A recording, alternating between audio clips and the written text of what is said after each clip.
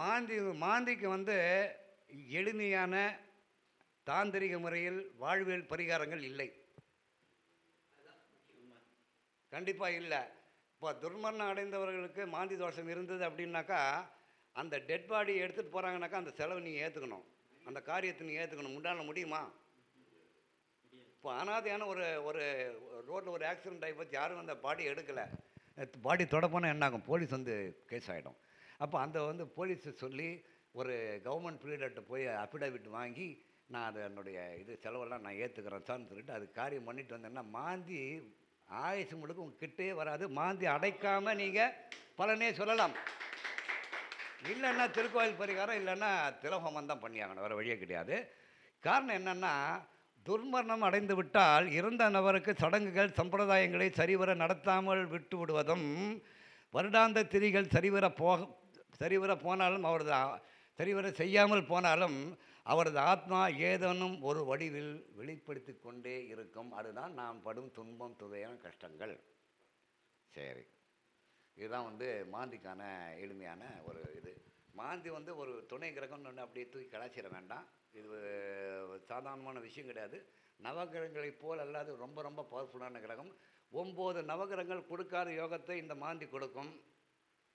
9 நவகிரகங்கள் கொடுக்காத அவயோகத்தை ஒரே மாந்தி கொடுத்து விடும்.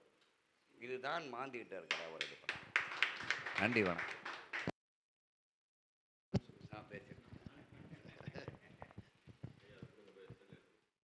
அதாவது ஐயா சொன்னாருங்க மாந்தியை பற்றி, மிக மிக அற்புதமான விஷயம். சரிங்களா? எல்லாமே ஒரு காலத்தில் பேசணும்னு நினைப்போம், பேச முடியாது. அதுக்கான நேரம் வரும்போது பேசுறதுக்கான வாய்ப்பு கிடைக்கும். சரிங்களா? எல்லாமே ஒரே டயத்தில் எல்லாத்தையும் பேசிடவும் முடியாது. சரிங்களா? நம்மளுக்கு பிரபஞ்சம் என்ன வாய்ப்பு கொடுத்துருக்கோ அதுதான் நடக்கும். சரிங்களா? ஐயாவுக்கு மாந்தியோடைய சப்போர்ட் அதிகமாக இருக்குது. சரிங்களா? அதில் ஆழ்ந்த சிந்தனையும் ஆழ்ந்த கருத்துக்களையும் எடுத்துக்கூடுற வாய்ப்பு அவர் கொடுத்துருக்கா பிரபஞ்சம். சரிங்களா? இப்போ மாந்தி எல்லா தொடர்பையும் சொல்லுவான், எல்லா விஷயமும் அவருக்கு தெரிஞ்சது தான். சரிங்களா? சொன்னது தான், இப்போ சொன்னது தான். ஆனால் அதில் ஒரு விஷயம் நடந்ததை நான் சொல்கிறேன். சரிங்களா? மாந்தி எந்த கிரகத்தோட தொடர்பு பண்ணி இருக்குதோ அந்த கிரகம் உயிர் பாதிக்குது. எந்த கிரகத்தோட தொடர்பு பண்ணி இருக்குதோ, சூரியன் புதன் சேர்ந்து எனக்கு மாந்தி, சூரியன் புதன் சேர்ந்து மாந்தி சேர்வையில் தான் அது ரெண்டுமே இருக்குது. மாமனும் இல்லை அப்பனும் இல்லை. சரிங்களா? அதே மாதிரி மாந்தி வந்து சுக்கிரனோட சேர்ந்து இந்த ஞானம் அவர் எடுத்தாருங்க, அவருக்கு மனைவி இல்லை. சுக்கிரத்தோட மாந்தி சேர்ந்துருக்குது, மனைவி இல்லை. சரிங்களா? அதே மாதிரி என் ஃப்ரெண்டு செவ்வாயோட மாந்தி, அவன் சகோதரர் இல்லை. என்ன? ஆமாம், மரணமே தூக்கு போட்டு செத்துட்டாங்க. அதான் மாந்தினா இழப்பு, அதாவது உயிர் பாதிப்பு, அவ்வளோதான் மெயின். அதுக்கப்புறம் அது எப்படி இறப்புங்கிறது அது அப்புறம் பேசிக்கலாம். அதாவது சனி சேர்ந்து இருக்குது, மூத்த பையன் இறந்துட்டான். அப்போ இதெல்லாம், ஆனால் இது எல்லாருமே இணைஞ்சு மாத்திரம் இறந்துட மாட்டாங்க. ஆனால் இது நான் சொல்கிறது பூராமே உண்மையை பார்த்தது. ஆனால் அன்றைக்கி சொல்ல முடியல, நல்லா வச்சு புரிஞ்சுங்க. வெவ்வேறு காரணங்களை பார்த்து சொல்கிறோம். ஆனால் இன்றைக்கி அது ஊச்சிதமாக இருக்குது. ஏன் மாந்தி எடுத்துக்கல? ஏன்னா இழப்புகள் அதிகமாக இருக்கிறதுனால நல்லதை மட்டும் சொல்லுங்கிறதுக்காக அதை எடுத்துக்கல. நெகட்டிவ் எடுக்கல. சனி வந்து ஆயுள் காரகம் தானே. ஆமாங்க. ஆனால் ஆயுள் முடிவதுக்கு முன்னாடியே கிளம்புனானாக்கா அப்போ சனிக்கு என்ன வேலை இருக்கு? அதுதான் மாந்தி. சரிங்களா? அதனால சனிக்கு முக்கியத்துவம் கொடுக்கறதுக்காக தான் மட்டுமே மாந்தி எடுக்கல.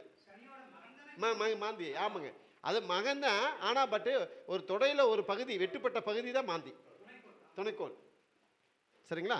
அப்போ இது வந்து மாந்தியுடைய விஷயங்கள் எந்த கிரகத்தோடு சேர்ந்துருக்குது, எந்த வீட்டில் இருக்குது, அதை பொறுத்து பலன்னு சொன்னால் நிச்சயமாக நடக்குது. யார் சாரை வாங்கியிருக்குது, சாரநாதன் தான் நல்லதை கொடுப்பான். எப்படிங்க? சாரநாதன் தான் நல்லதை கொடுக்குறான். மீதி வீட்டு அதிபதி கெட்டதை கொடுக்குறான். நல்ல பெஸ்ட்டு புரிஞ்சுக்கு. சேர்ந்த அதிபதி கெட்டதை கொடுக்குறான்.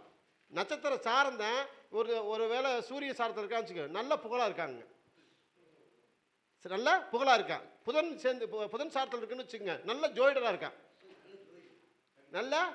இருக்கிறான். நல்ல பெஸ்ட்டு புரிஞ்சுங்க. அதே மாதிரி சனி சாரத்தில் மாந்தி வந்து சனி சாரத்தில் இருக்குன்னு வச்சுக்க, நல்ல தொழில்கள் இருக்கான். அப்போ இதெல்லாம் அற்புதமாக இருக்குது, நல்லது செய்யுது, பாசிட்டிவாக கொடுக்குது, எனர்ஜி கொடுக்குது. ரெண்டுமே நல்லா இருக்குதுங்க சார்.